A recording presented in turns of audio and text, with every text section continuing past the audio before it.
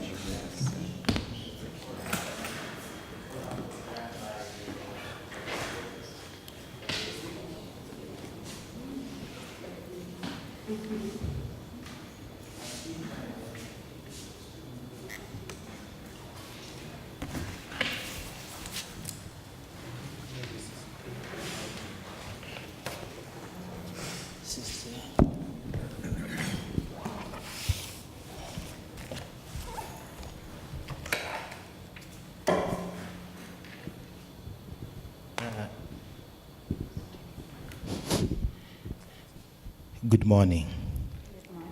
The owner of this house wants me on the mic. I don't know whether he can excuse us or he really wants us on the mic. Are you bringing the Wi-Fi? Yes. Please let them work on it because we would like it to be interactive too. We work while the Wi-Fi is on. And welcome to this symposium. It is threefold.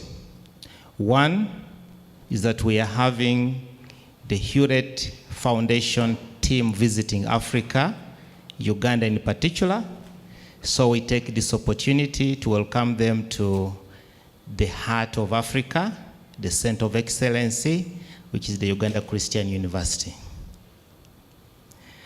And secondly, we are here to disseminate some of our findings from the action research on creative writing, in particular on the Creative Commons, that was initiated by Nail and Butcher Associates in collaboration with myself in January 2017, but it took off here in June 2017 when I was given a place here to start lecturing. And a few months later, the School of Research and Graduate Studies put out an advert and said they wanted community service projects. And my head of department naturally went on her toes, and we threw this in, and happily it was awarded among the 5 projects that won the grant for 2017-2018 of about $2,800. So we are here with the Dean of the School of Research and postgraduate studies. We are here with the head of department of languages and literature. We are here with the heart of this entire program, that everything happens online, therefore we need internet connection. We need the services of the university information services. And we have 2 members from that department who will be sharing with us. The reports that have been shared already have a lot of concerns, but I just wanted us to feel at UCU, and we know that whenever we start anything at Uganda Christian University, we implore the Lord to be in our midst, then we know ourselves, then we go ahead and do other things. But that kind of introduction was important for Lillian to be able to give us the best prayer for this meeting. Please, Lillian, come here and give us a word of prayer. Lillian is a postgraduate student who has been working on the project and has defended her master's dissertation. Thank you very much. Good morning, everyone. We're happy to see you here. Can we humble ourselves for a word of prayer? Loving Father, I want to thank you for this opportunity. Thank you that you've given us the life and the energy to be able to work on these projects. We pray that this project impacts on the lives of the people in the community that we are intending to extend it to. We pray, Father, that you bless us through this session. We pray for those that are not yet here, Lord Father, that whatever is barring them from being here in time, Lord Father,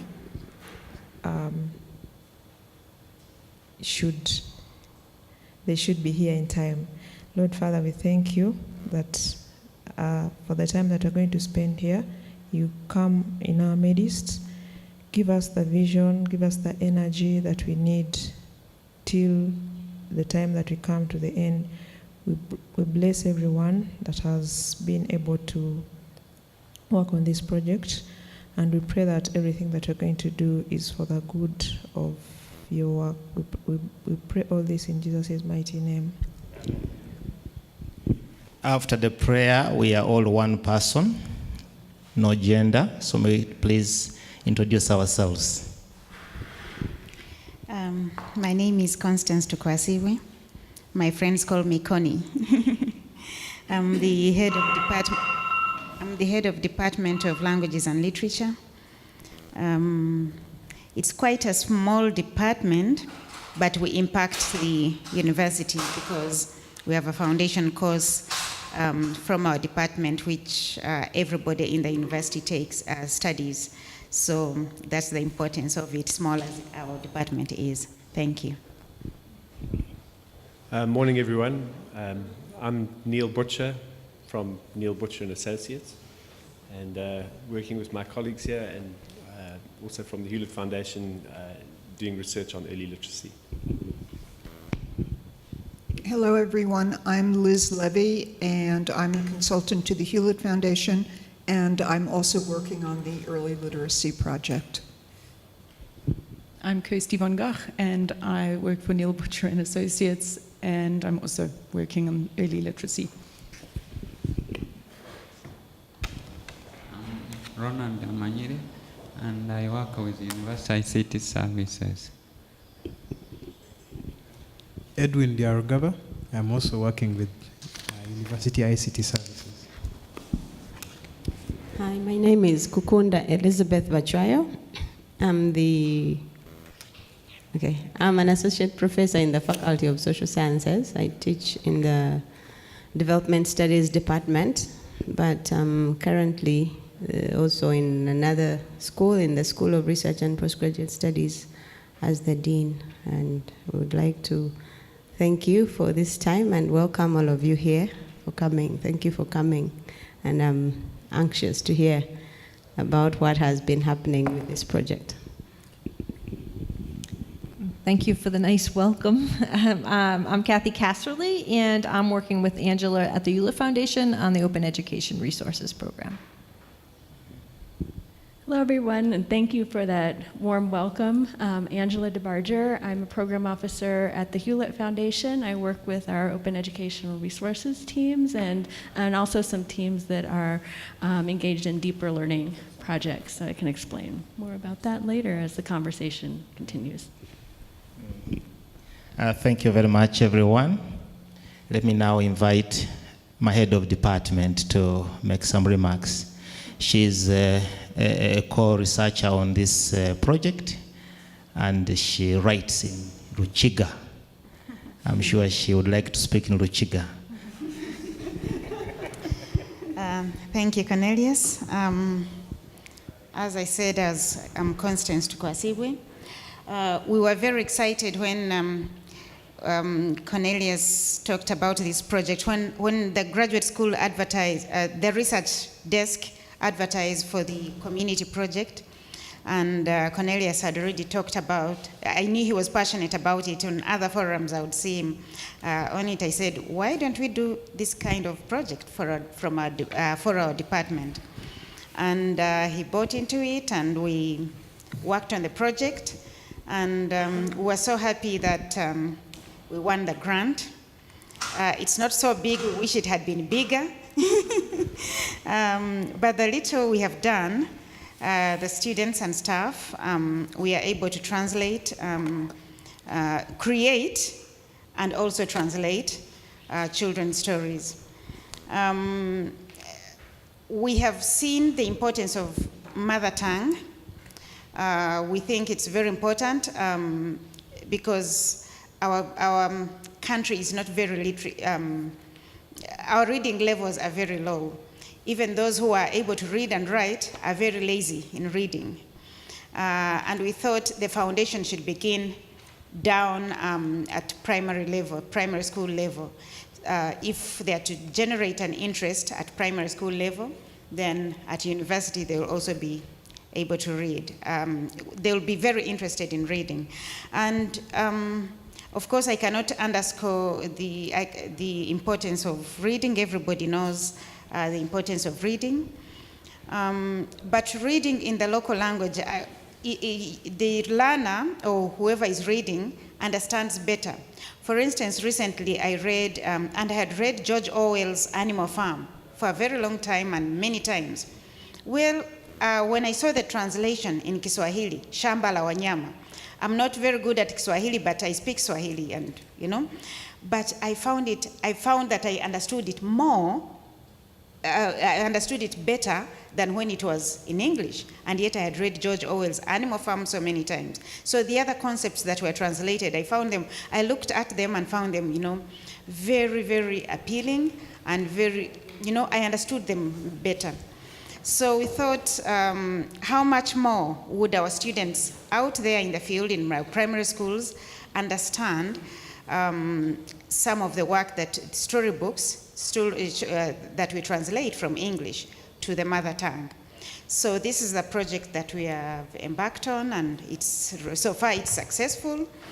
We hope it will be even more successful, as you can see some of the samples. And we are doing, for now, we are beginning at lower levels, 1, 2, We have some which are higher level, but which we are still working on.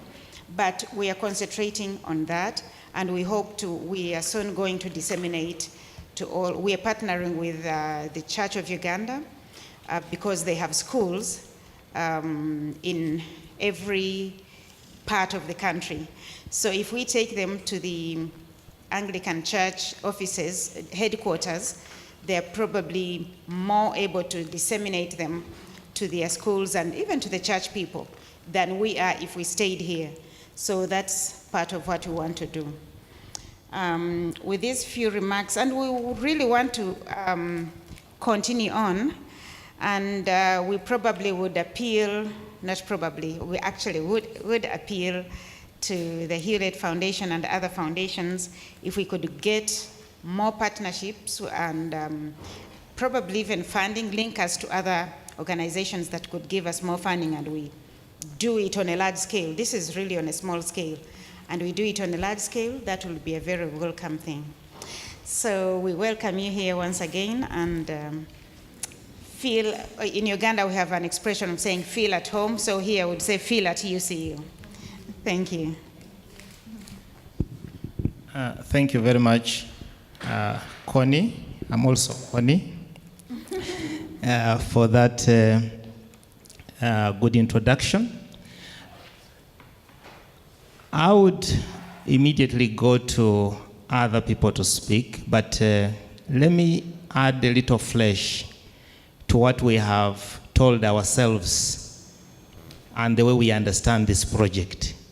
And would like your voices, your additions, subtractions, because it is a research process and we cannot claim to know it all. So we are inviting you here to give us ideas. So it would be important for us to see a little bit of what we are talking about.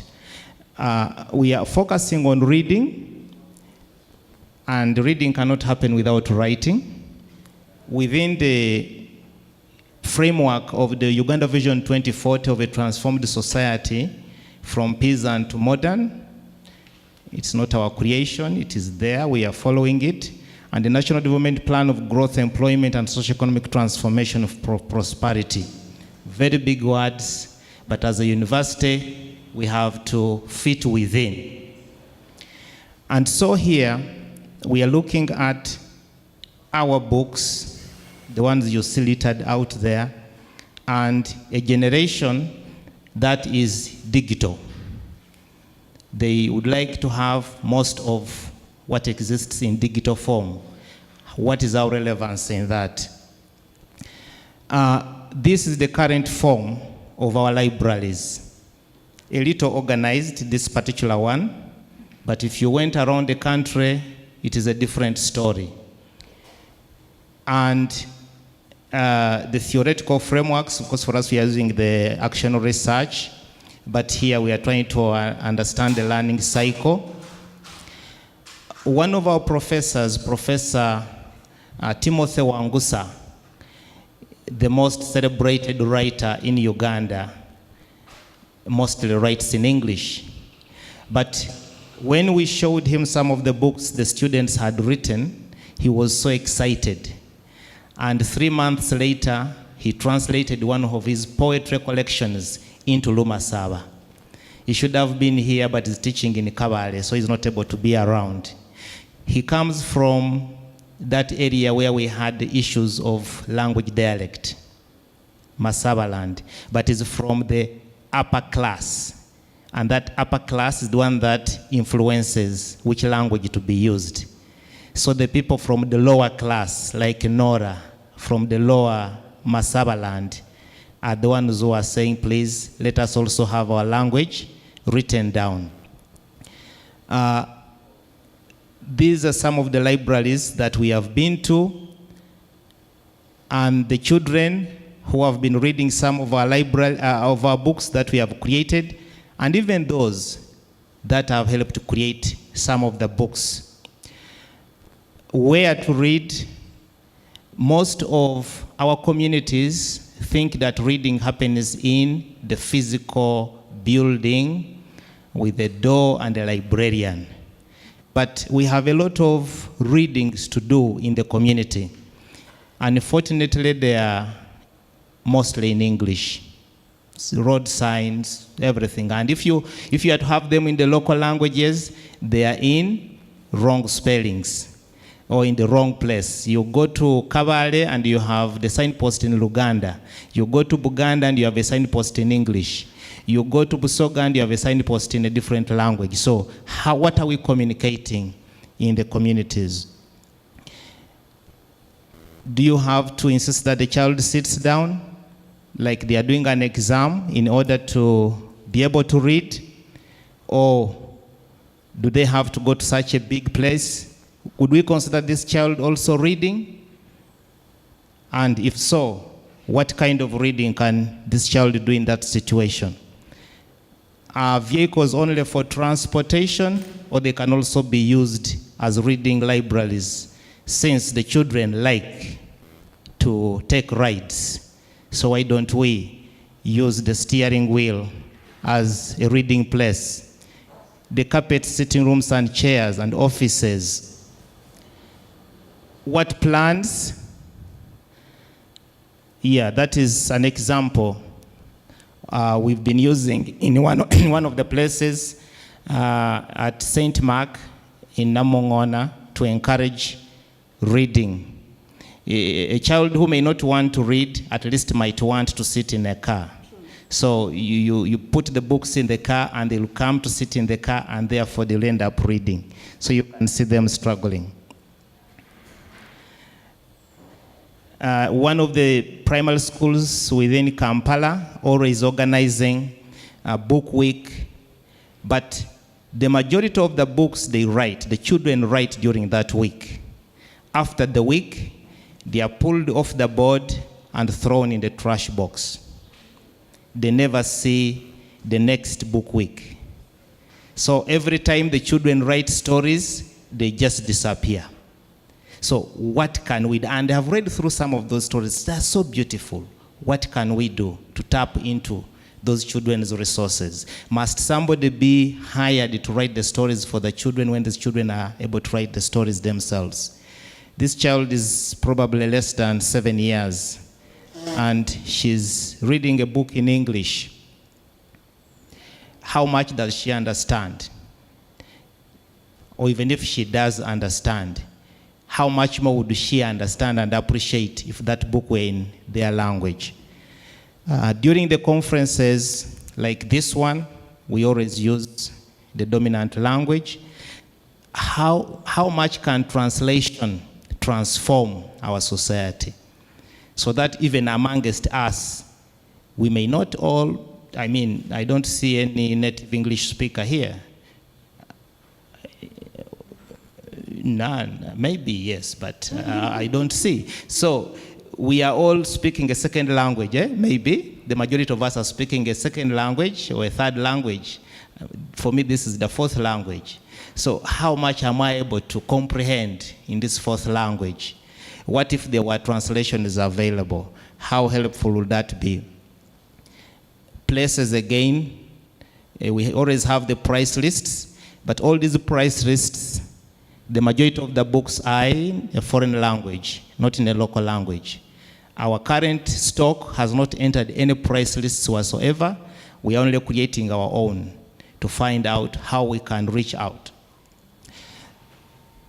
So the question is then, who creates the books?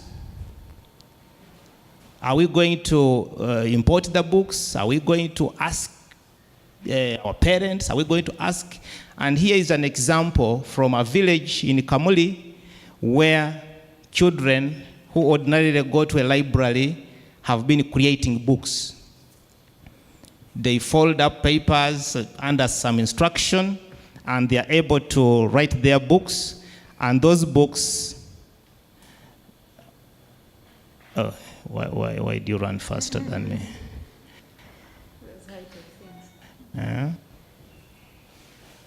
Those books have ended up on those two sites.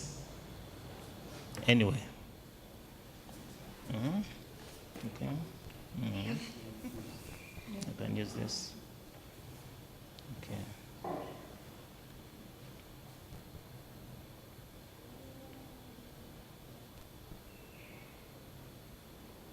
Those touch screens are touchy.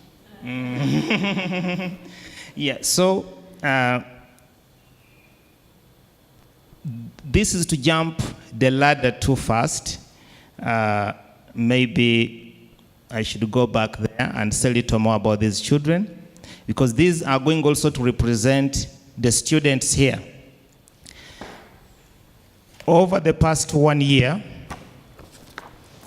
about 35 students, rising from 11 students, we in the first year, then another 26 in 26, 24 in the second year.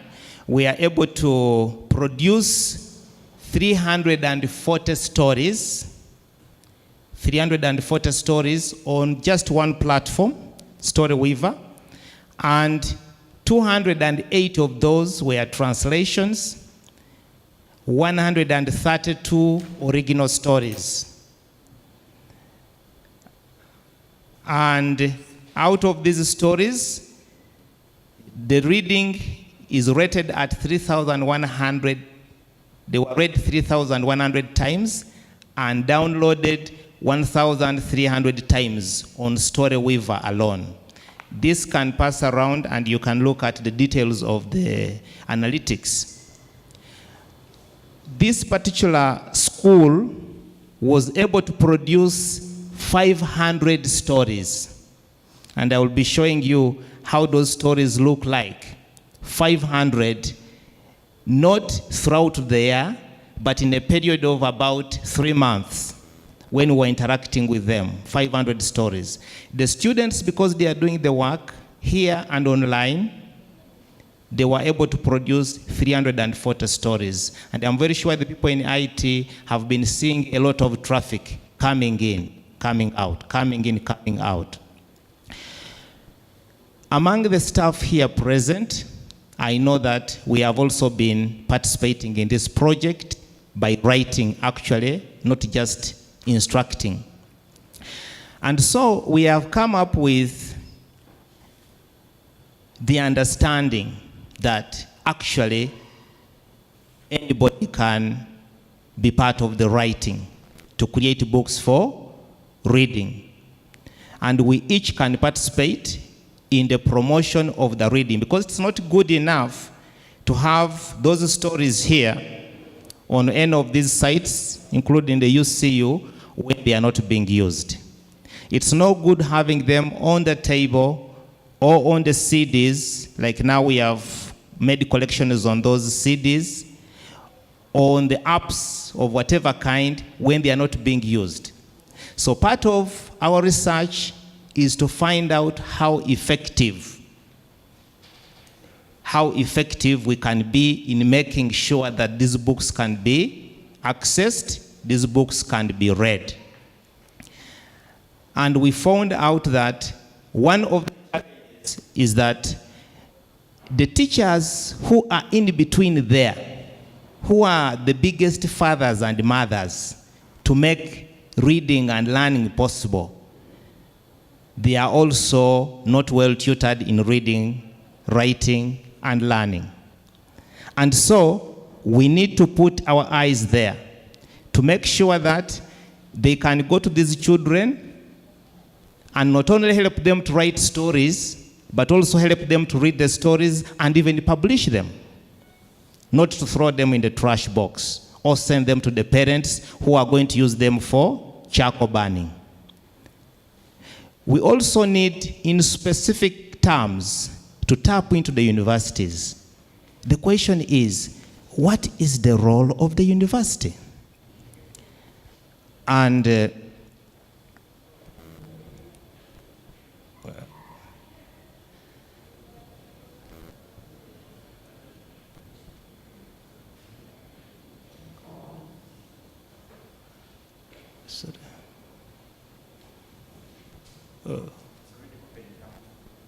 so write it down. Which one? Mm-hmm. Yeah, it's okay.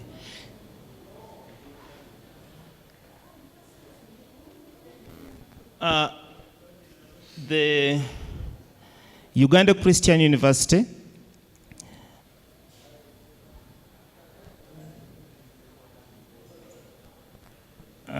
that is, we are tapping into Goal 17, partnerships and collaboration.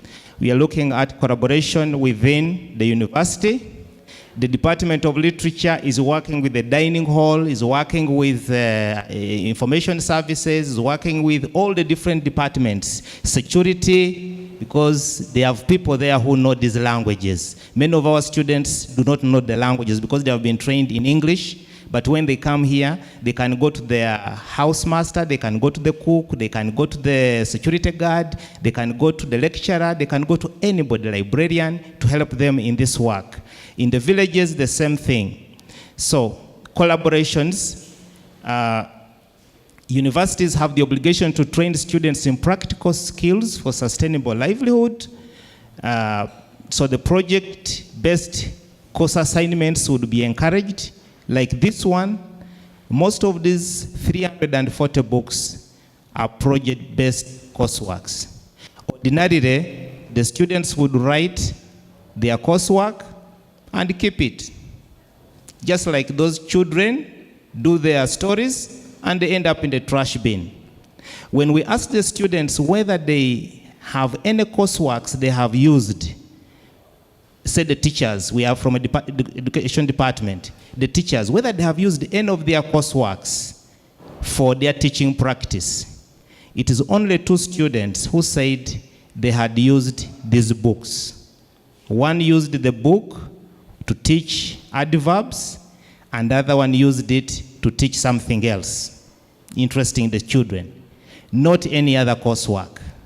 So we are saying that we can tune our courseworks to focus on the learning outcomes of the student rather than just marks. The collaborative learning and teaching broadens the minds of the learner.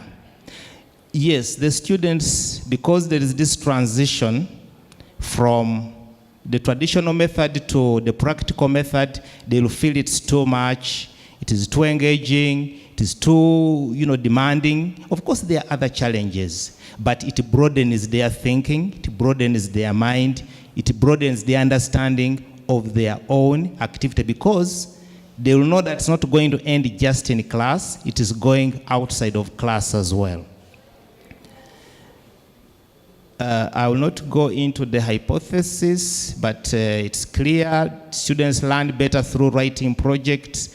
They appreciate contribution of action, and the Creative Commons licensing has high possibilities. This is where I would like to put a little emphasis, that the creative writing licensing, the Creative Commons licensing has high possibilities or more effective access to information, knowledge, and sharing in the markets.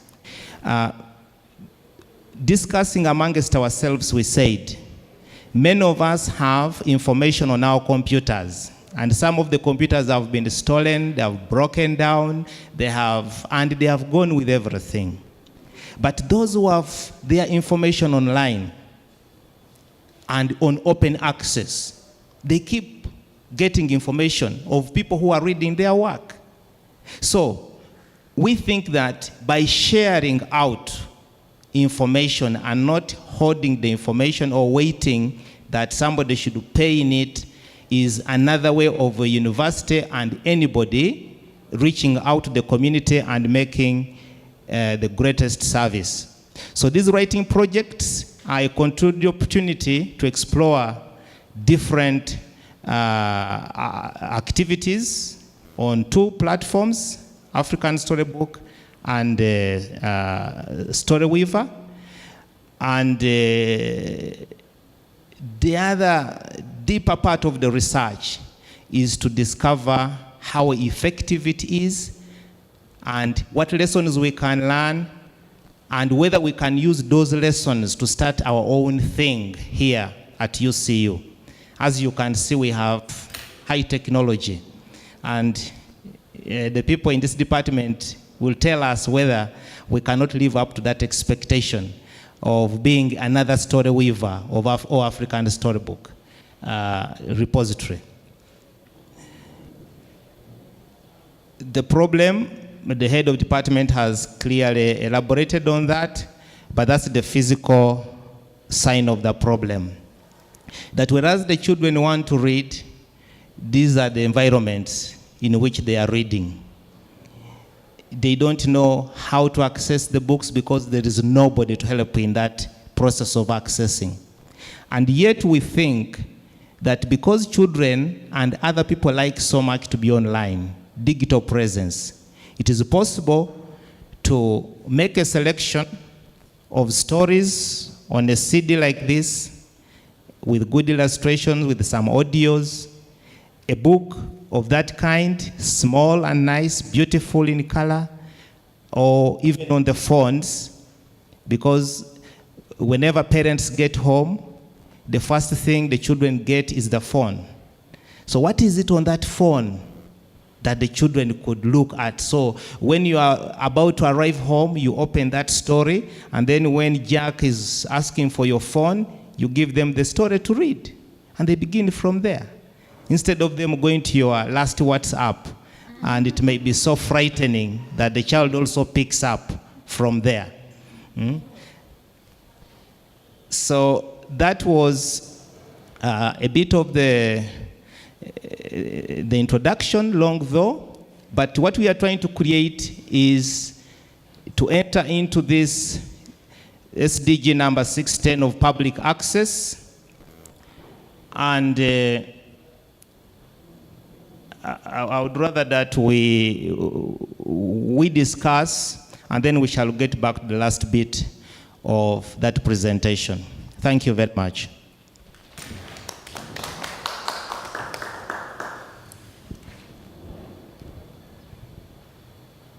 At this moment, may I suggest that we hear from the education from the other side. Okay? Yes, this is education here, now education there. Yes.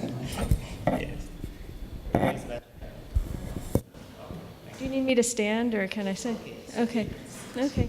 Well, thank you very much for sharing this presentation and for taking us out to St. Mark earlier this week. It was really a joy to see the students, or the children, and how engaged they are with the books and how excited they are to create their stories and to share those stories.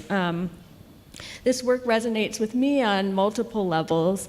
Personally, the work I've done in education, my background is in educational psychology and research, but the work I've always done has been focused on how to create meaningful, relevant, inclusive experiences for learners. And so I started doing that through some work in classroom assessment, working with teachers to figure out how to draw out students' ideas and build on those ideas in instruction. I then worked on some project-based learning, creating some experiences for students there where they're working on answering a question over a number of weeks. And like you said, it's creating products that have relevance to themselves, to their communities, that aren't just something you throw away at the end of when the class is over. And now that I'm at the Hewlet Foundation, I have this opportunity to work on projects that are really taking on these issues of access and equity more directly with the support of the open licensing. So maybe I can share a little bit about some of the efforts underway at the foundation to give you a sense of the scope of work that we're doing there.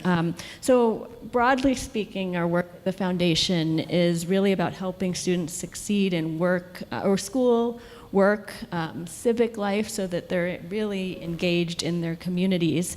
One strand of work is focused on what we call at the foundation deeper learning, but really it's about supporting students' growth in academic competencies like reading, writing, mathematics, and science. But also about developing skills like communication, being able to share ideas effectively with their peers, with others, and also developing skills like a mindset for learning. So really that love of learning that and love of wanting to read, for example. And then the other strand of work that we focus on, as we've talked about, is open educational resources. And it's really about how the OER is uniquely positioned to address challenges in education and finding those challenges and then exploring how we what the results are. So sometimes that work focuses around persistence in college. So we have some teams that are working on that in the States, but others, it's like the work that you're doing around how we can get really interesting, meaningful materials in the hands of young learners and encourage them. There's another strand of work on open educational resources that's really around the technical infrastructure. So that we support the creation of these licenses that can be used in the books and materials, and the research, which is really important. And I'm glad that you mentioned that. We're really interested in digging into what effective use of these materials looks like. How do we know how do we know what results when students have access to these books now? Do they actually develop a greater love for reading? Do they persist in school longer? Do they engage differently with their peers and or at home? So we're really interested in those kinds of questions, and also questions around how to support teachers and educators in engaging students with these materials. So looking both at the student learning outcomes, but also how we support educators in this work. And I think I'll just quickly highlight a few other things that resonated with me from your presentation. Just calling to the last piece where you were talking about partnerships. I really love how you're trying to explore connections with the universities and the role that universities can play in this work, both in the production of the books, the translation, but also these questions about research and how we understand what kind of learning can occur. And then I'll just close by saying the other area that I'm very curious about digging into, and maybe we can talk about that a little bit more, is sustainability. I know you talked about it at the very end of your presentation, and it sounds like you already have some idea and already working on how you build communities around this work, both locally at the community libraries, but also these partnerships with the university. So that's something that I think we have more questions than answers to at this point, and I'm really curious to learn from your experiences in exploring with that. So, yeah. Next, we are now in discussion. Ask the hard questions, the simple questions. No contribution yet? No, not yet. Let's hear from information services, please. Okay, thank you very much. My name is Edwin, like I was introduced earlier, and when we had the first meeting, I think it was Liz and her other way around, we are interested in how to start with how to support this process. We have a repository for the library. We're running on DSpace. It's an open source tool. We're thinking if we can put some of these stories there, that could be a good thing. But we were told there's also the issue of connectivity. The internet is not as good.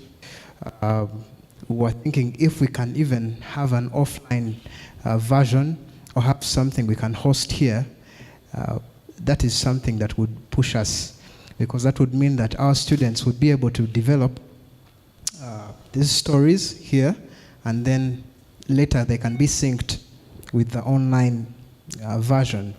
That is something we were thinking of having a discussion with the Storyweaver people or the Storybook people, and we see how to work around that.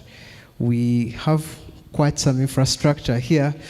Well, we believe we can be of help, and I believe that will also boost us as an institution, boost our rankings, make us more relevant in the education environment. We're happy to see how we can help in that area. Yes. Mine is a question.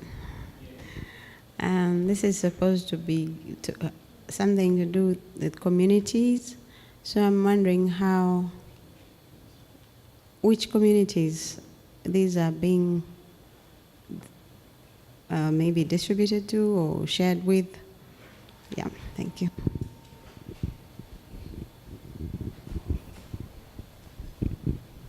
I'll begin with the issue of communities.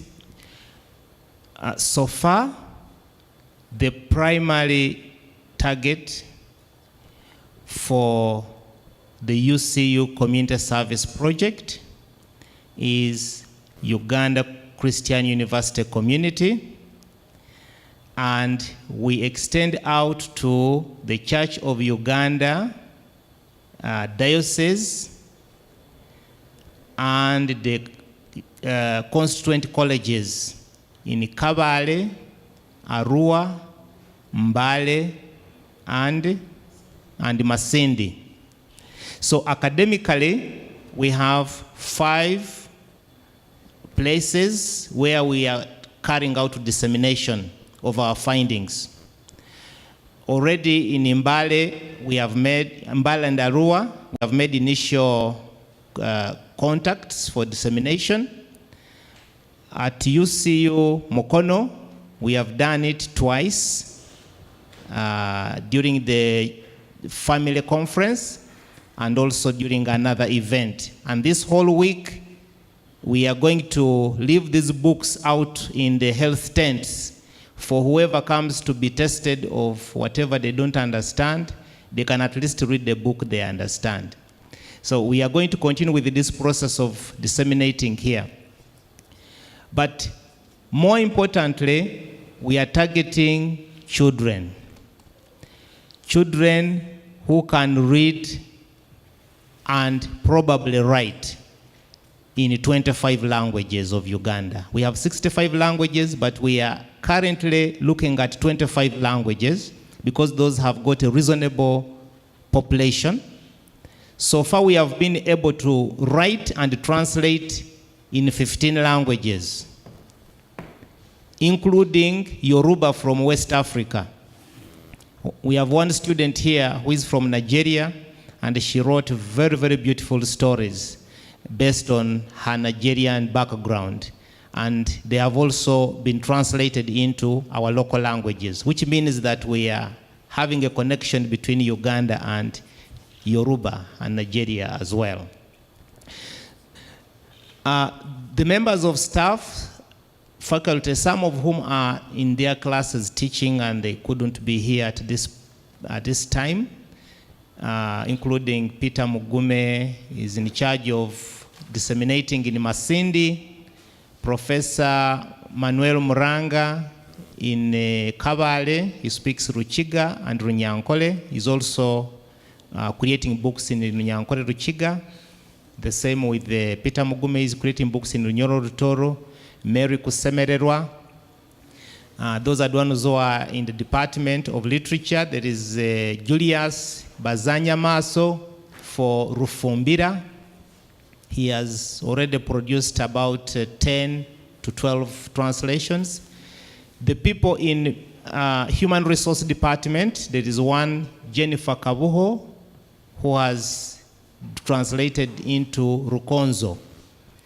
She's the only one who has been able to translate books in Rukonzo. So probably she's the only published Rukonzo writer in the whole world. Yeah, she's from our Human Resources Department. She's not able to hear because of the load of work. So once these stories have been created and Edwin has put them online, that means they can be accessed in the whole country and in the whole world, free of charge on the Creative Commons. Those that cannot access them online, we are making all the efforts to test the possibility of printing them out and selling them first at cost, recovery, and then later, depending on the response of the communities, we could add like 1 shilling to be able to run a few other costs to make it sustainable. But also we are producing them on CDs. You could please pass these around for people can look at them. You can't read them because we don't have yet a reader here. But we have got CDs in Lumasaba having about 105 stories from another library where they have got about 3 languages produced there. We haven't yet indicated how many stories on top. But if somebody bought this CD, then they can use it at home. They can use the stories the way they like. And we are also looking for more ideas of how to make these books available to the readers. So I'm just commenting at this point because of what you just said.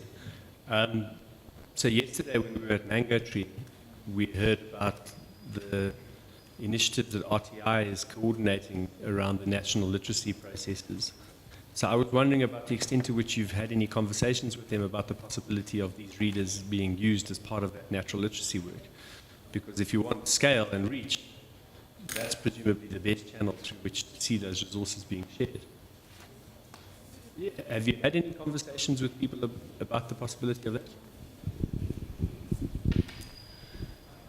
RTI Research Triangle International, working with USAID on the SHARP project, School Reproductive Health Literacy Project. When that project was being initiated,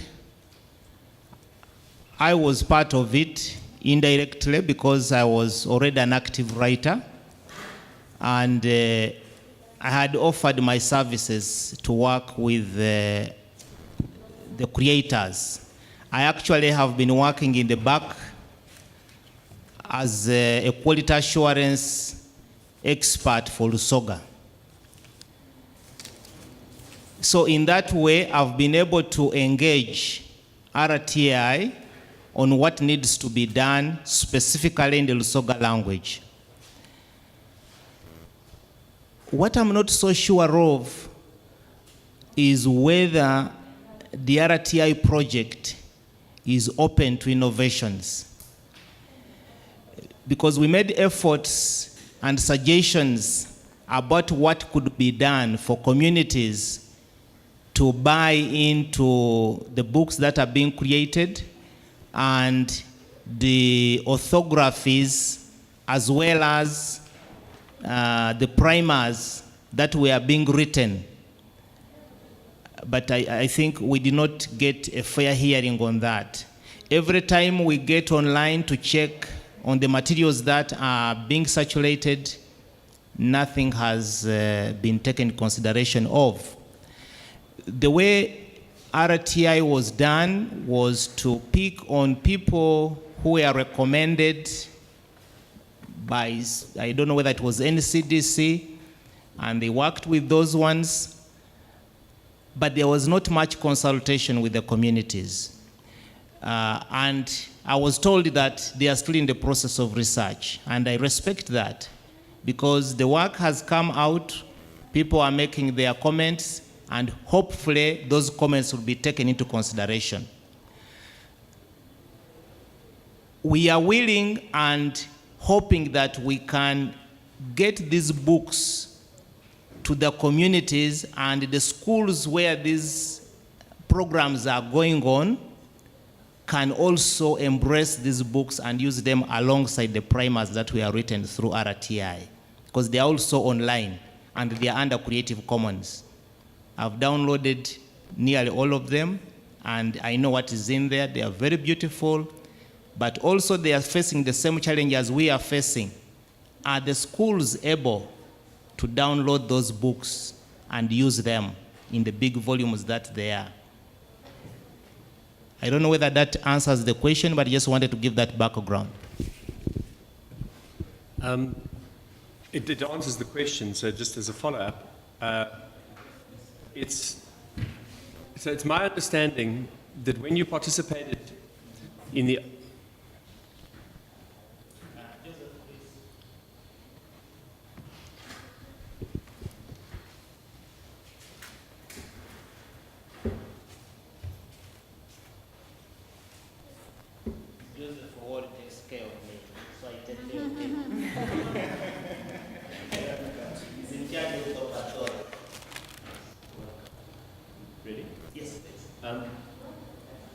So it's my understanding when you participated in the discussions with RTI, at that stage, you hadn't yet made the kind of progress that you've just reported to us, and you didn't have available all of these locally written stories and locally translated stories available under CC license. So in my experience of working with projects of the kind that RTI is coordinating, I think hoping that things will happen is not necessarily the best way of trying to get access into the discussion. It seems to me the best way is to actually go and have a meeting with people and show them what you've done. Because until you've done that, they don't know that what you've got exists. And I think the fact that it's online is not going to help particularly. It would seem to me, based on my limited experience of these kinds of initiatives, that what's most likely is that they will be sourcing readers from outside of Uganda and then be making plans for someone to translate them here. But in part, A, that will be more expensive for them, because if everything is CC licensed here, then they're not going to have to pay additional costs, and they can do some extra work on further translation or whatever. And because of the way you've mounted all of these stories, that can also be done very, very cheaply by them, or maybe they can contract you to help them. But it seems to me, I would also add to that that I don't think that getting community take-up in terms of getting communities to buy some of those books and start using them is going to register on the radar of RTI. I mean, I think it's a great idea. I've got no problem with what you're proposing there. But I think if you're hoping that that will improve the likelihood that these resources are actually getting used in the National Literacy Initiative, I suspect that the prospects of that are relatively low. The most important thing is to have direct communication with them, preferably in the form of a face-to-face meeting, to show them what you've done, to show them the statistics, to explain the process, and to make the offer that all of these resources are available for use in the Natural Literacy Initiative and they have no cost. And then to offer your services to do further creation and translation through your system. Because in the long run, that's the kind of approach that's going to create business sustainability for you, not depending on grants. You really need to become part of that national process in the long run. So if you I would be, particularly because you were participating in the initial processes, I think you've got the foot in the door. I think you should be proactive about that. Don't sit back and wait. If you're passive, then you complain afterwards that there was no consultation. Actually, the fault is yours, not theirs. If you go to them now and then they don't listen to you, then the fault is theirs, not yours.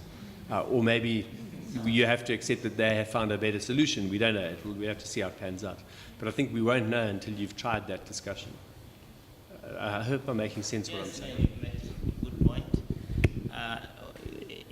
Neil is effectively saying that we need to have a high power delegation so that we can go there and we raise the flag of not only the department but UCU, that you see we are here, no longer one individual but an institution ready to involve so many as they have done to make this work. Because already we are aware that there are a number of issues which we may contribute to solve.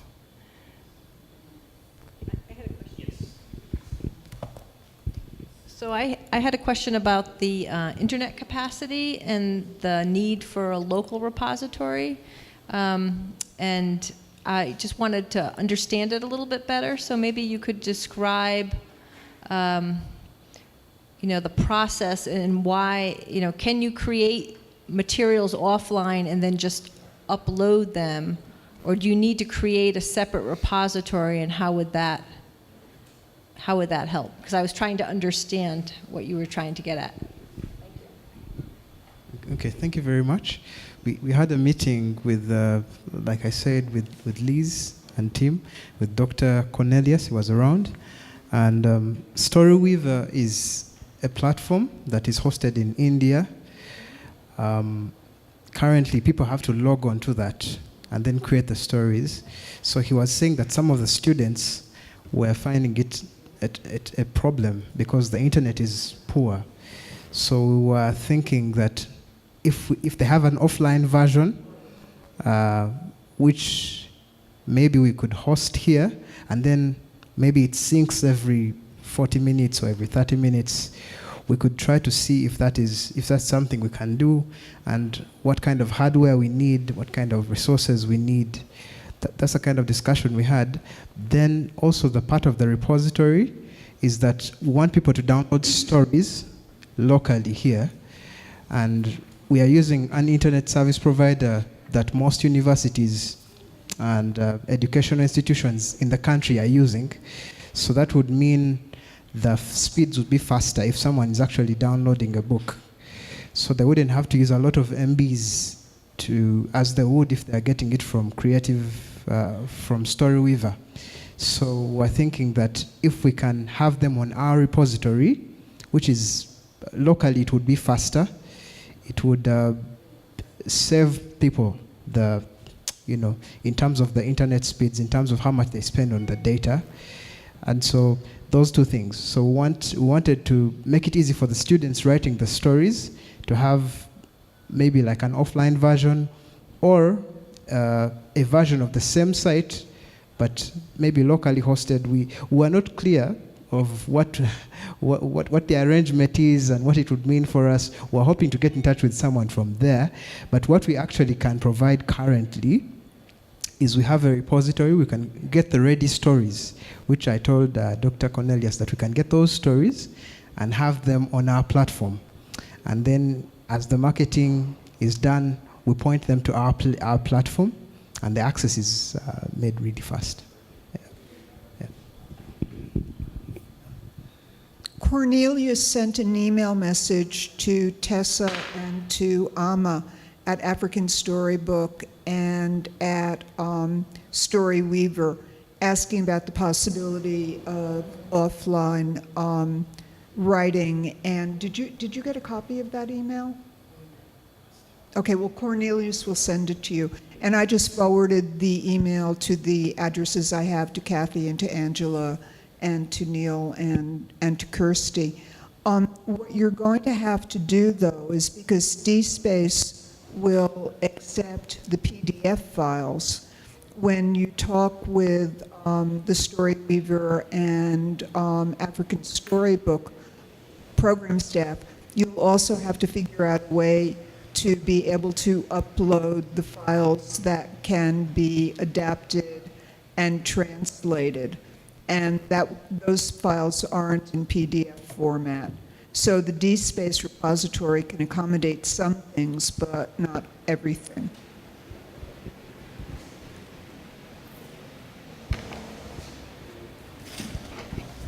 I think it's more of a clarifying question, but what I thought I heard from your presentation that I found really interesting was the work with the students here and the connection with the efforts on the storybooks being project-based in the sense that they're actually, their studies are devoted to creating materials that have real relevance in the community. Is that what? And I'm also curious to hear. So that's really great, and I'm so pleased to learn about that. The other thing I'm interested in is hearing more about what research is underway by students here with connection to the project, or with you, if that'd be possible to learn a little bit more. Thank you very much. Just Lillian has gone out, but we have Rebecca is here. Maybe you'd like to come and talk to us. Rebecca Masabe is also a postgraduate student. I'll give you my chair. You are now the chairperson. She's a teacher who teaches Lusoga, but she has been researching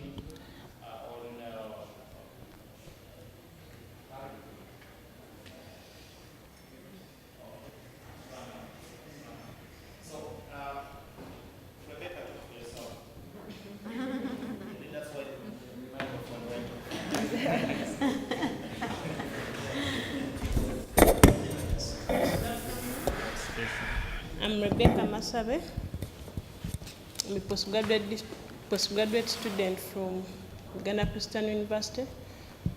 I did research on poetry written in Soga language, and I translated 30 of the poems to English. Then I analyzed the themes and poetic devices used in there. Yeah, she can tell us that, but of course she has also she has defended her dissertation. Yes, I defended last Thursday. What happened? I passed. Oh. Yeah, but what is important, this is we have students who have been in Department of Literature researching in the areas that are relevant.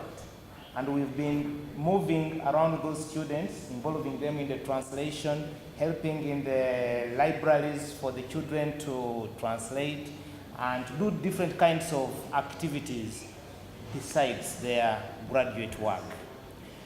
And as interns in that process, we've realized that it is only Uganda Christian University which has people of her caliber who can continue the teaching of local languages at university level. No other university yet, even Makerere, has people who have reached the level of masters of arts or whatever in literature who can continue this project up to university level. So we are banking on this group of 15 or so master's students once they have graduated to probably take them to the next level of their PhD. And in that way, the course that is being introduced at Kyambogo University, the advanced local language course, and the one being introduced next year at Makerere University. And I've also heard that Kampala International University is also interested. Why are they interested? With the introduction of mother tongue as language of instruction in primary level, automatically every teacher who is trained or not trained has to teach in mother tongue the first 4 classes, P1 to P4. And believe me, the majority of them are not trained to teach in mother tongue. Others are working in communities where they are not native speakers. They are not born in those communities. Take Kampala. That's why you hear that the urban centers, they have insisted on English. The excuse is if you teach other languages, you are going to divide the people. But that's not the case. In fact, the more you speak the language visible, the more united or even confident you become. But they are using that as an excuse just because they don't know how to teach in mother tongue. And so they need to be helped.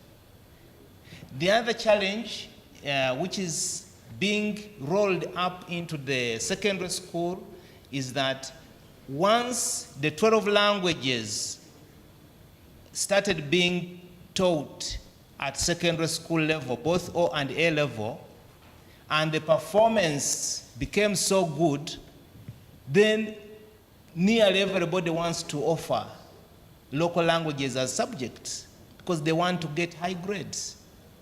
Yeah? But there are no teachers trained to teach at high school. They are not there. Those who are teaching are language teachers who are taught to teach English, French, and those other languages. But there are some specifics that one would require in order to be able to confidently teach in the local languages.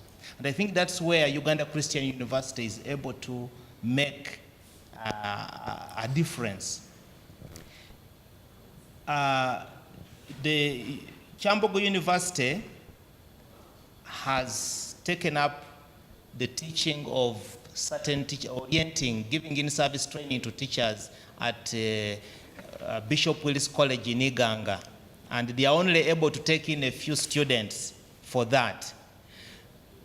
But they are not teachers, and so we had to recruit these postgraduate students to go and give a hand. In particular, this particular semester, Lillian and Rebecca were the teachers who handled the literature component of that course. The ones who were handling the language component were from the Lusoga Language Board, and none of them is a teacher. They are simply language speakers. So this gives us a challenge that we are producing what should otherwise be a very good product, but using not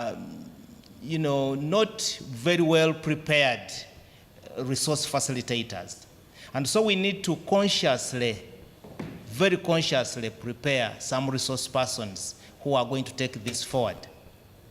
The reason why Kyambogo University and, of course, Uganda Christian University is not able to start the degree course in local languages because there are no lecturers to do that. Otherwise, they would have started it many years ago, given that the Church of Uganda relies more on the local languages for its mission. Yeah? There are so many Bibles, but the Bibles do not make the Christians. Somebody has to be there to explain these messages in the Bible and to understand them properly. Thank you. And I also, I just want to thank you, and I want to acknowledge that I understand it's not trivial, those partnerships that you're facilitating within the university among like the language, teachers of language, the teachers of teachers, and then the cross-institution partnerships. I know that must take a lot of work, so thank you. There is one very important partnership that seems to have given us the first level of success. One student who translated into Kumam, she's called Agnes Kabonesa. Agnes Kabonesa only started speaking Kumam because of immigration, I think, but she's originally from a different community.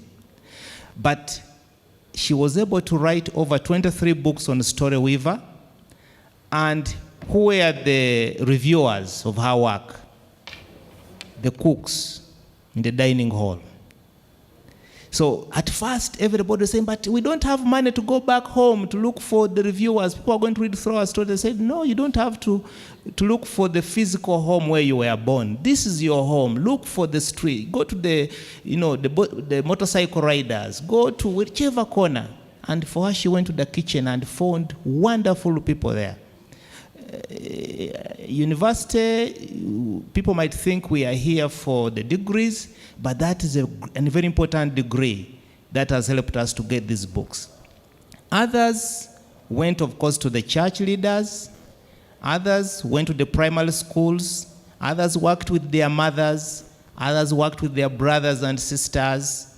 And surprisingly, the ones for Luganda, you'd have expected that everybody here speaks Luganda, understands Luganda, therefore they should be able to access the Luganda speakers. That wasn't the case. In fact, for the first stories, the quality assurance was not good enough in Luganda. But again, the other paradox is the story that came out and was not well done had also the highest downloads and readings. Luganda, it was in Luganda. It had the highest, if you check on that list, it was read 100 times. It's the highest number. But who wrote it? This is a student who is originally from Rwanda, and she didn't know Chinyarwanda, so she wrote in Luganda. And then she made all the mistakes, and she was afraid to ask for help. But then it eventually became the most read and the most downloaded book. You know? So it was very interesting. Our professor Bachwai also put her hand on some of the Ruchiga and Runyankole, and she gave us a lot of insights when she was looking at it. Even for a very short while, we were able to get good insights on how to get to improve the writings of the students in that language. The same with Dr. Joseph Owori. She always tells me the children at home are still enjoying the books that she takes home. I don't know which language they use at home, but Dr. Owori, yes, they use the mother tongue. You see, one of the few homes where mother tongue is used. In spite of all these books, by the way, at home I struggled to speak with my 9-year-old in Lusoga. And only when he sees visitors, that's when he starts speaking in Lusoga. But when we are there, he insists on English. So I'm still wondering why he prefers to speak to the visitors in Lusoga, even though they are not Basoga. He speaks to them in Lusoga. But when we are together, it is English. You know? So all these are partners we can use, and in our own environments, I'm very sure that we can make a very big difference. Thank you for sharing that. I love to know that you're really thinking about the resources in your community, people and resources in the community, and building on those.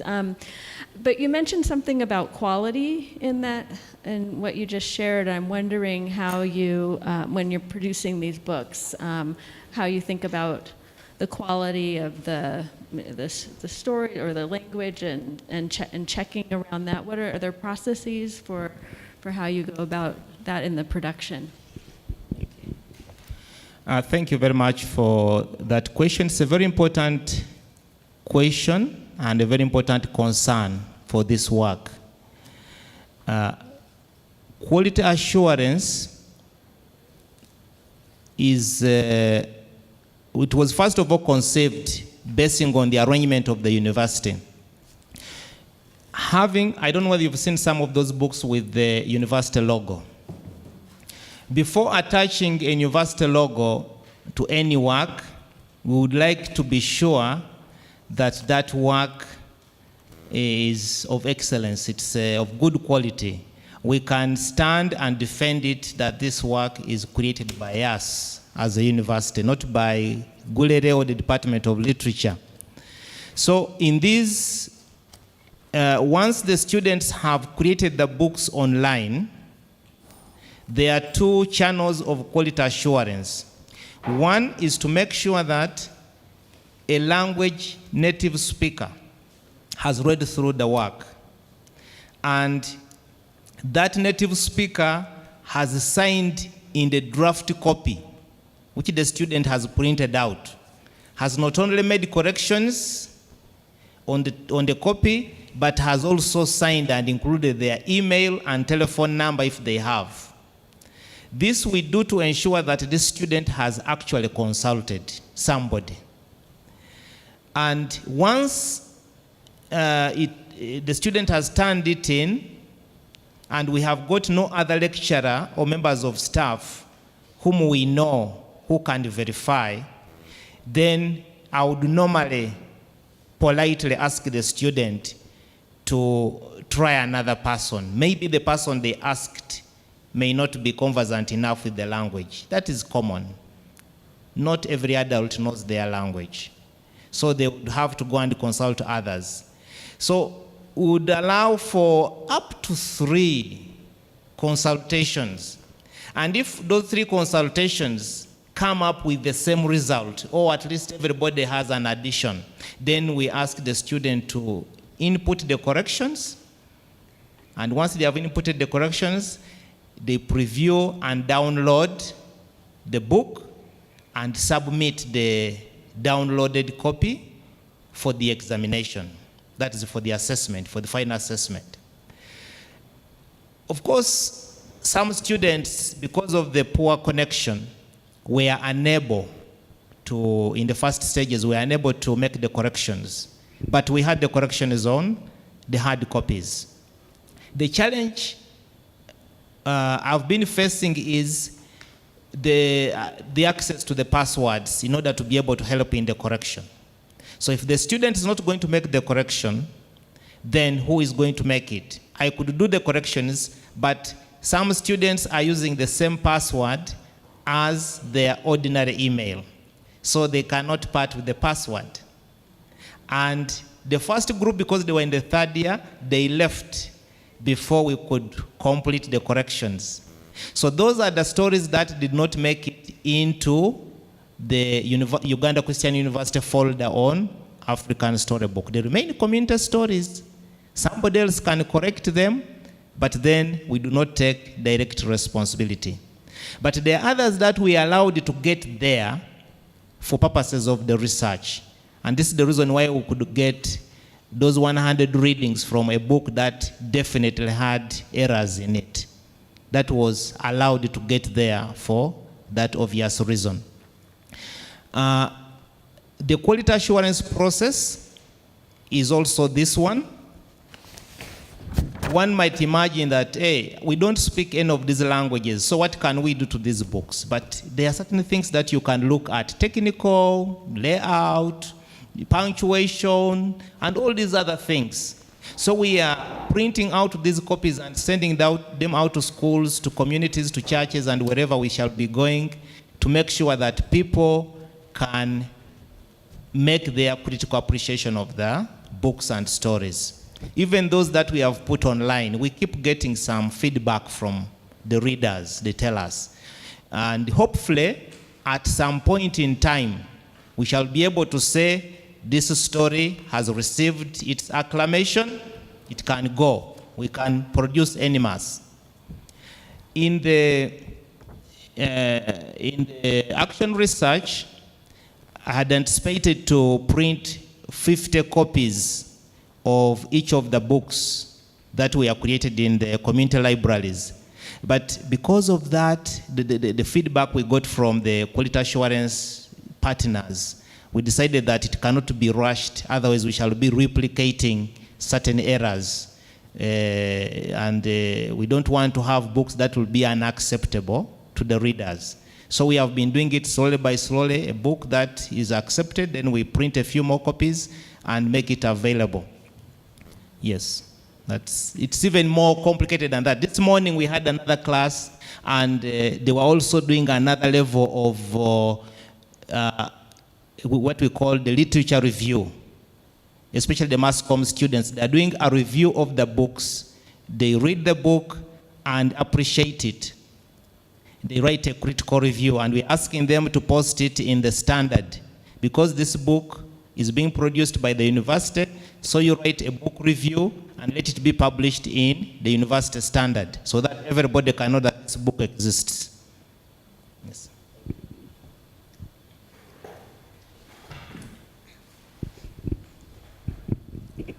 Thanks, Cornelius. I just wanted to ask you a little bit about when you're doing the quality assurance, can you explain which ones get African Storybook approval and which books don't? And also,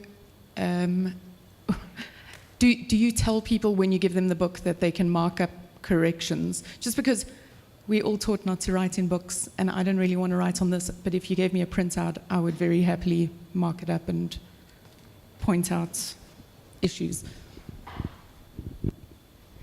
Yes, I talked more about Story Weaver, but now on African Storybook, if you looked at these books, some of them have got a label in the corner, ASB approved. ASB approved. That, if it has the ASB approved, that means the African Storybook team in South Africa has approved the text of that book and whatever has gone into it. For the 15 languages that we have uploaded on African Storybook, some of them already had what they call them administrators or reviewers who were working for African Storybook. They are Ugandans. They are native speakers of those languages, like Luganda. They were there. So when the book is sent, they see the book online, they channel it to that reviewer, and the reviewer approves it after editing and making corrections. And they also write an editorial report. I have been doing that for the Lusoga books. Out of the 100, I think, and 20 Lusoga books, I was able to approve by now close to 85. So the rest will have no logo of approval. You can see they are available to be read. They may be perfect and good books, but the process of approval has not yet been completed. The other side, simply because the last person who is supposed to endorse either has not been found or has not found time to do that work. African Storybook has asked us to get professionals like Connie, like Joseph, Elizabeth, who are confident in their languages so that they can be enlisted as experts to approve some of these books in the local languages. But one of the conditions has been that they need to be actively writing and participating in the program online so that also their stories can be seen and read, not as only reviewers, but also as participants in the program. And within this particular project, 3 names have so far been forwarded for consideration. The constellation has not yet been made, but the names were forwarded. To be able to quality assure for Rufumbira, what was the other one? Ruchiga and Runyankole. Because for the majority of the Runyankole, Ruchiga, Rufumbira books, there is no approval. Yes. I went to African Storybook and saw a terrible book. Yes, yes. So that tells me the use on use. Yes. The spelling, I know.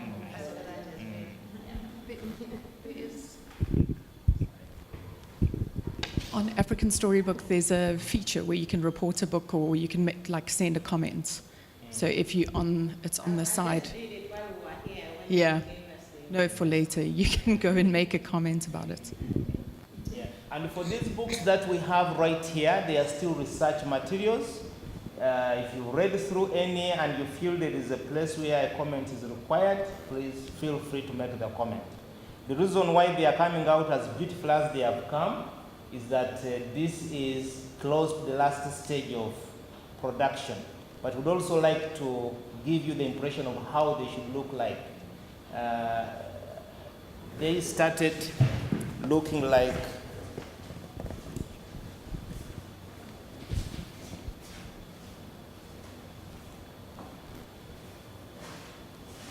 good number of them started in this box.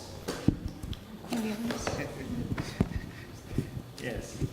So you might, those of you who have not looked at this already, you might want to look and see how the transformation has been happening from these little books, little booklets, to the grand, colorful books on African Storybook or Story Weaver.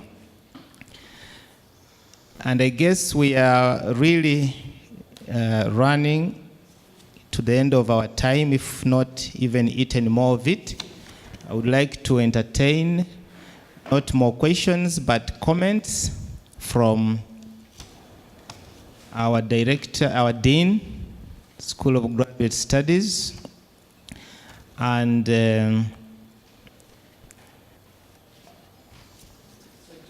yes. I know this will be anecdotal, but do you have any information on what effect? So, I mean, I haven't properly tracked exactly how things go from here to here and how many of these end up looking like this. But have you had any process of tracking what the effect is on a young child, seeing this converted into this? And if so, can you just share with us what that experience has been? Thank you very much. I'll begin with my son.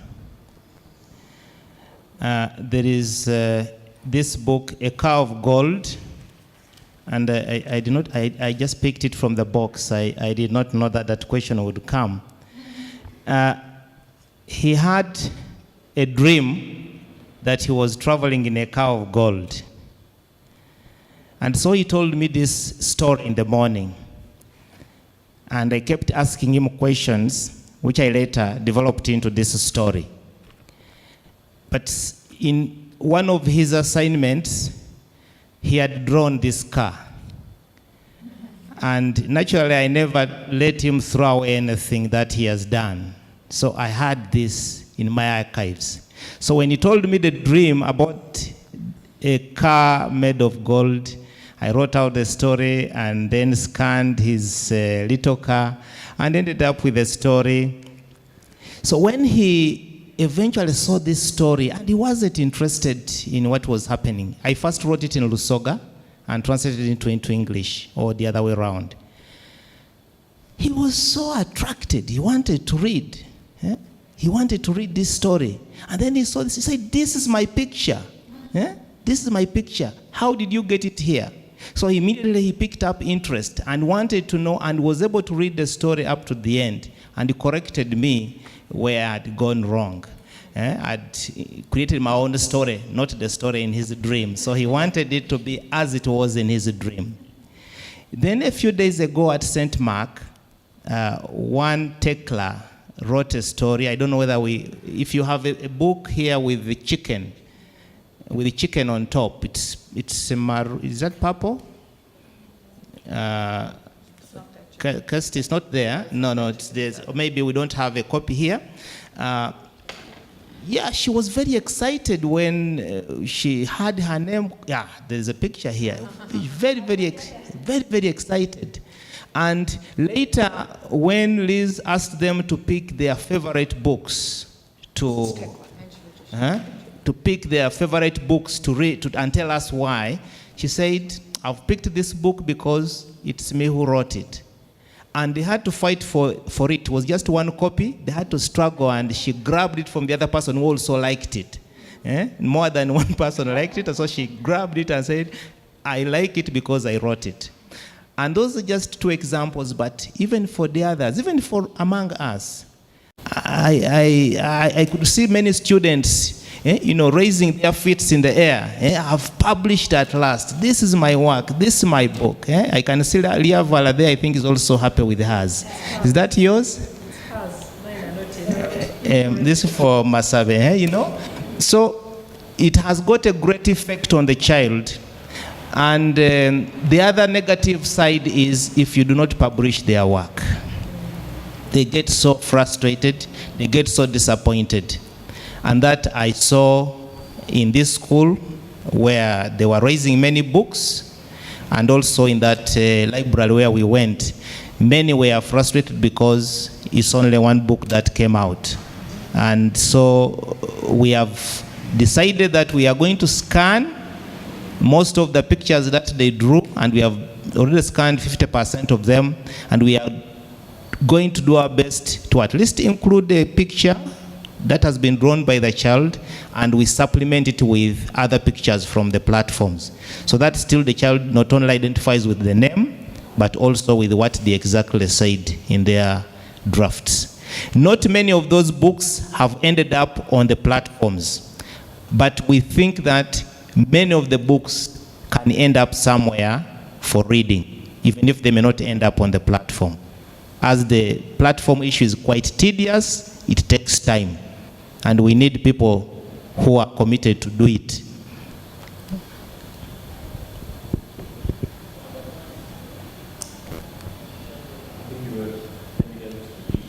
Yes. Before the Dean,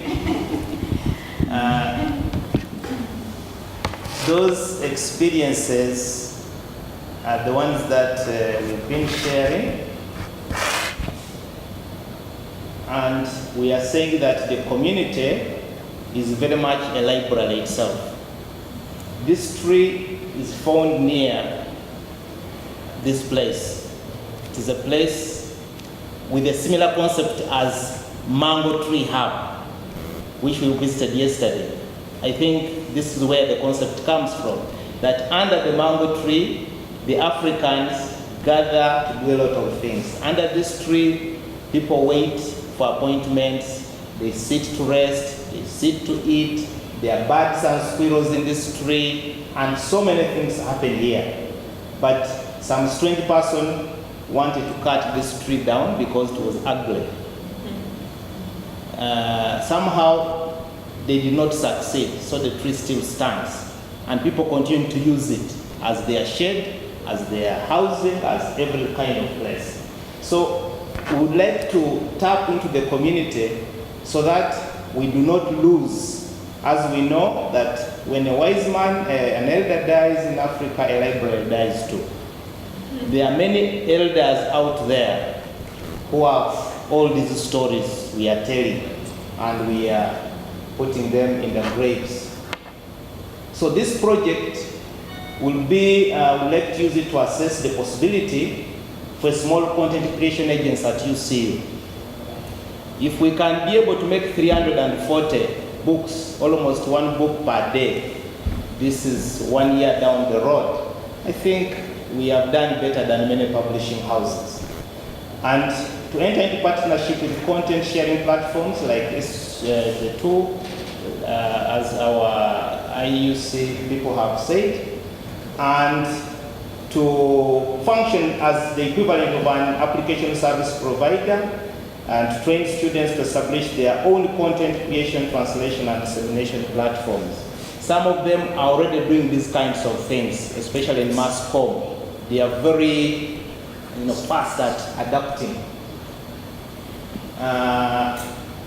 Well, the questions which we are still asking is whether this method, the new ways of establishing and managing teams of content creators, like this one, is really sustainable, and if so, how are we going to handle it? Because now, for us in the department, it is coming up as part of course units, but suggestions from the students have been that maybe we make it campus-wide so that everybody can get involved, so that everybody feels like, at least in every year, let me write a book. And then it becomes a commitment, like we say, every this kind of hour we should go together to pray. Every this kind of time we must get to play games. So can we also do the same for content creation? And how are the costs of content creation going to be handled? This is something that we cannot discuss here, but we are really awake to it, find out how much can all these materials cost. And are they for recovery? Are we going to continue relying on donors, or are we able to do it from within ourselves and be able to still break even? Yes, mostly donor funded. Can online platforms available in areas reduce barriers to entry into the market? This is a big question. And again about costs, but I'm so confident from the few years, the 1 year that we have gone through, that this process can produce even more. From 11 who made in 3 months 87 books, read 1,000 times, and now we have 37 who have written in 16 languages, which have been read over 3,000 times, downloaded over 1,300 times. This clearly demonstrates that it is possible for the university to be a source of information and content creation. Thank you very much.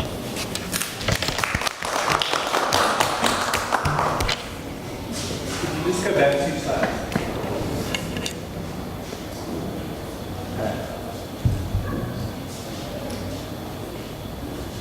That one? One more. Sorry, one more. I wanted that list of what you intend to become. Okay. What you intend to become. Okay. Yeah. So, I mean, I think that looks nice. I think there really has to be a fifth one here. And it comes back to the comment I made earlier. Well, not specifically RTI, but RTI, I mean, I don't know much about Uganda, but as far as I can tell, in the literacy space, RTI's project is the biggest game in town. So, like, if you win that, then nothing else really matters. That doesn't mean you should only focus on that. I think the idea of selling books to schools and all those things are good. But I think there really has to be a point about use here as a fifth step. Because otherwise all of this work, I mean, it all looks wonderful and it's great.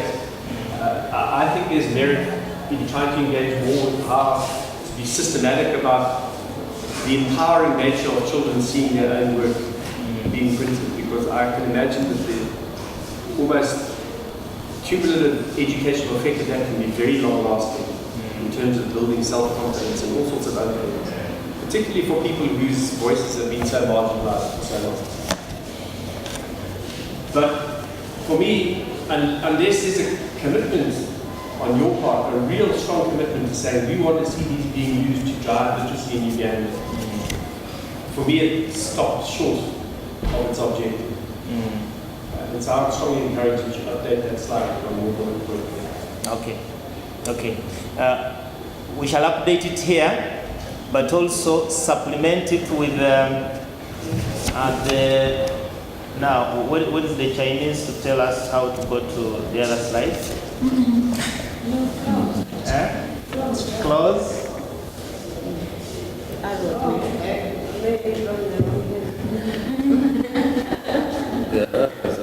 Yes, I want to go to the other slide.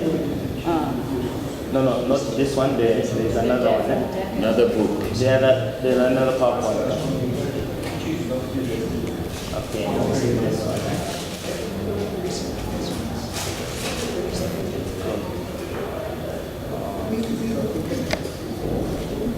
It's not the one.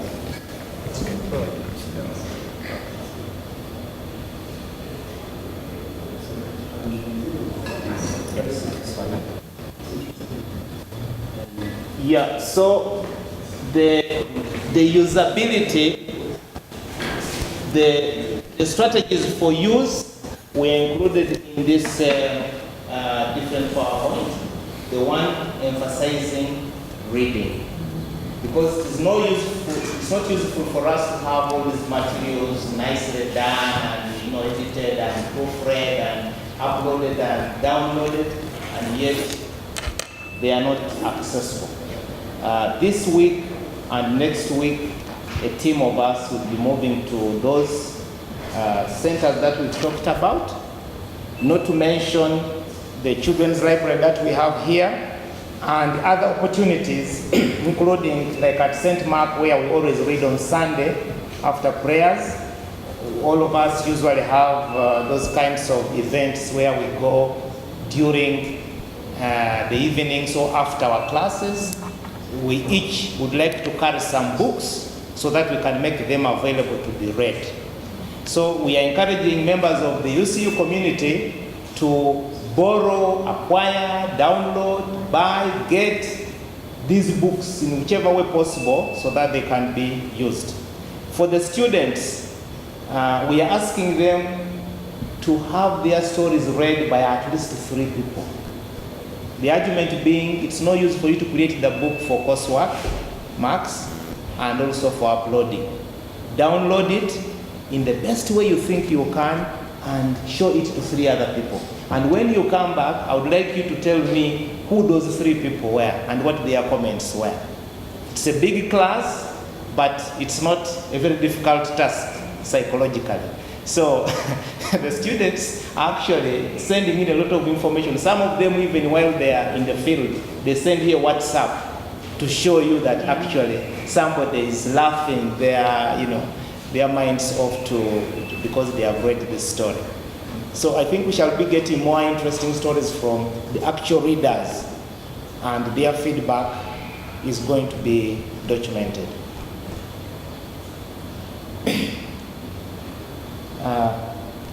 First, I would like to thank you on behalf of the members of the research team and on behalf of the creators for making time to be with us. I know the time is limited, but we would like to move on to more practical things.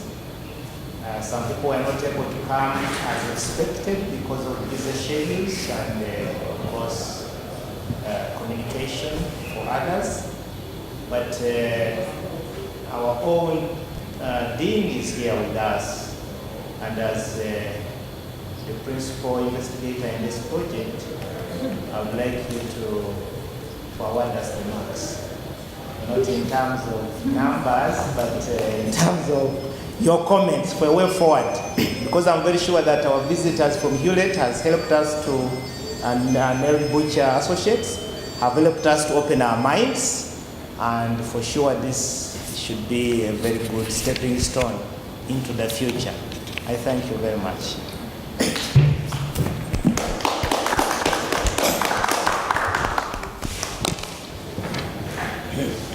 Thank you. only photocopies left. I didn't know I was going to give a speech, so forgive me if I give a very short one. On behalf of the School of Research and Postgraduate Studies, I'd like to thank you.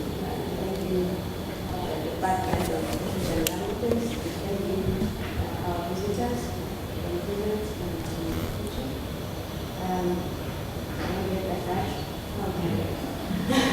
Thank you for coming and being part of us this morning to listen to what is happening here. I'm very excited to see what is happening. When we send out calls, we provide very little seed funding. I know you said you wish it was more, but at least I'm seeing that it has done quite a bit. I don't know whether you have some other funding from elsewhere, but if what all this you've done has come from that, I'm really thankful. But I really want to congratulate you because most times we really have to pull and push for people to give us their outcomes of their research. We gave you money for you to groups about 6. I don't think we've received feedback from them yet. So I want to congratulate you. I don't know what those marks are that I've given, but I just want to say thank you. Because this encourages me that not everybody receives money and forgets about what it is for. I really hope that this is something sustainable. I'm one of those that learned how to read and write in my language, and I don't regret that. I see many of my nieces and nephews trying to get them to read and in my language, and they can't. They struggle, and I feel sorry for them that they can't read. And so seeing this happening makes me excited to know that another generation is going to get an opportunity to learn how to read in their language and write. I'm also now getting excited. I've been writing a story in my language, but it's a very long story about my mom, so it's not going to come out anytime soon. But I'm thinking I can also start writing these short ones in my language and be a publisher in literature. And I could do that. Yes. So thank you very much for that, and I hope that other people will also get opportunities and excited about this. Thank you. So on behalf, should I say, of the university and the School of Research and Postgraduate Studies, I want to thank you for organizing this, and I hope that it is a beginning of more to come. God bless you. Thank you.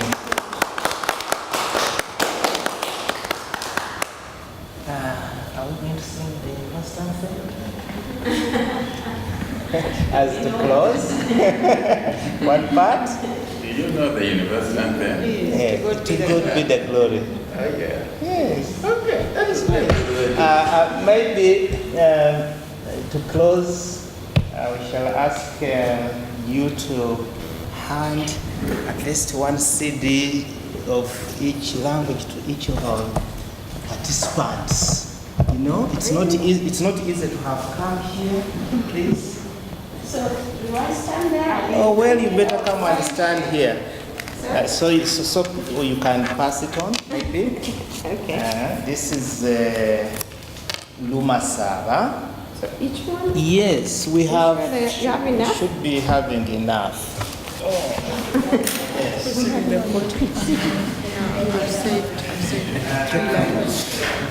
Yeah, those can share, yes. Can I do myself? Yes, please. So this is English. Exactly.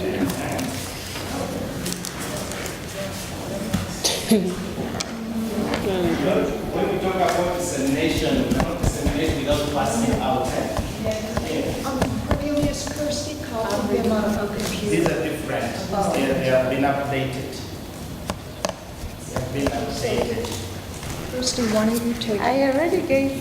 Right, so Kirsty takes one for all You of give us. these two also one set. Okay. Elizabeth, you give them also one set because they are one person. I'll share these. Okay, Kirsty is going to share them because I don't have a CD-ROM drive anymore. So- But Kirsty is going to copy and share. Okay. So there's 3. Right. Thanks.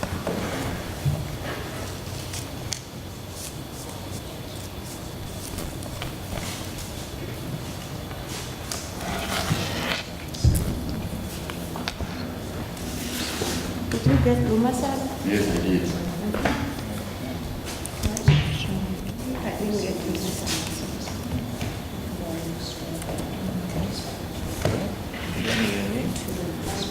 Third one. Okay.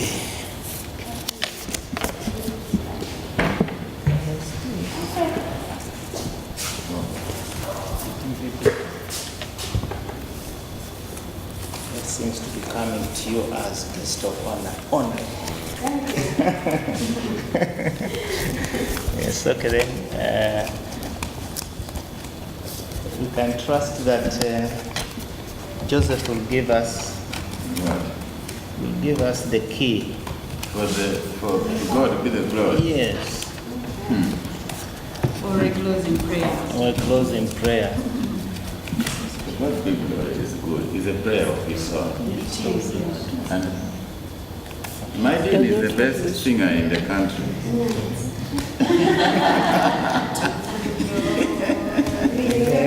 Let's stand up. Everything serious unto loving your conscience. He gave us his son, who yielded his life an atonement for sin, and opened that light gate that all may go in. Praise the Lord, let the earth hear his voice. Praise the Lord, let the people rejoice. Oh, come to the Father through Jesus the Son, and give him the glory, great things he has done.